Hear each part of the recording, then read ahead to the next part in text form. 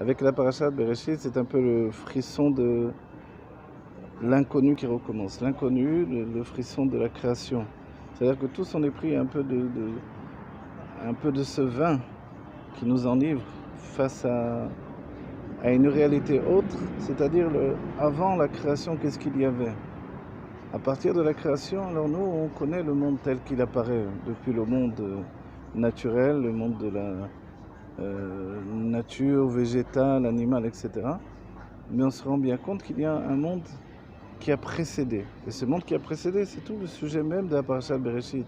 C'est-à-dire qu'Adam Arishon lui-même devient un passeur, et celui qui fait la passation entre le monde qui précède la création dans nos consciences et le monde de la création tel que nous le percevons.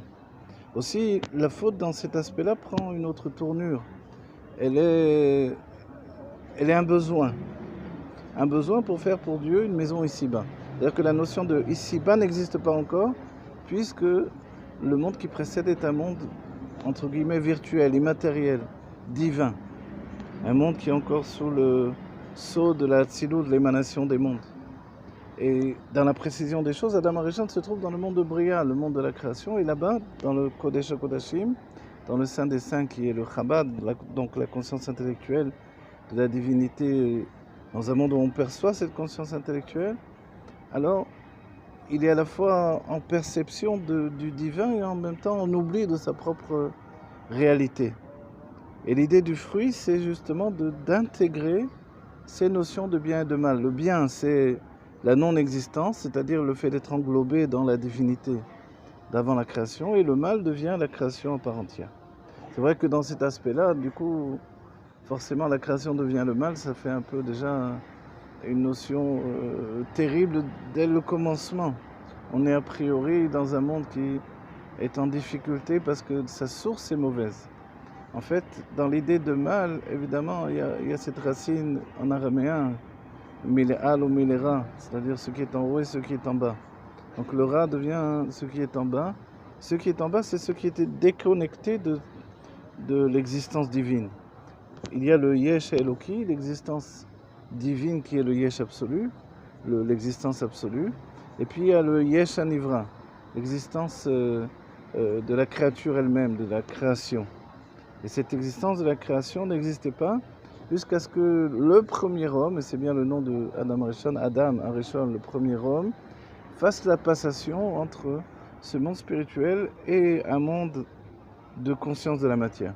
Et c'est là, assez souvent dans mes cours, j'ai précisé le fait que la création, c'est surtout la conscience de la matière, c'est-à-dire la naissance de la conscience, voilà, ou la conscience ou la conscience de l'existence.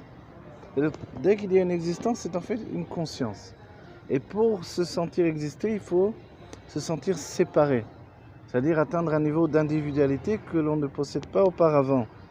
Auparavant, on ne possède pas l'individualité parce qu'on est encore englobé dans le divin.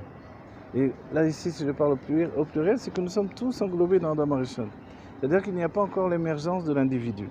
Donc pour entraîner l'apparition de la conscience qui va entraîner la naissance des individus par la naissance des enfants à venir dans un corps qui va limiter chaque âme en particulier, il faut auparavant qu'il y ait cette idée de la faute. Donc la faute ici, on ne l'abordera pas dans une conscience justement du mal, mais dans une nécessité de faire apparaître cette conscience de la matière sans laquelle on ne peut pas faire pour Dieu. On pourra faire pour Dieu une dira batartonim, une maison ici-bas. Donc le fait de prendre conscience du monde de la matière, c'est intégrer le divin dans une réalité qui, d'un certain point de vue, est construite de toutes pièces.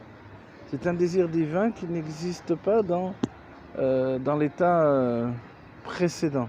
Pour lui donner naissance, il faut l'inclure dans une réalité autre, c'est la réalité de la conscience.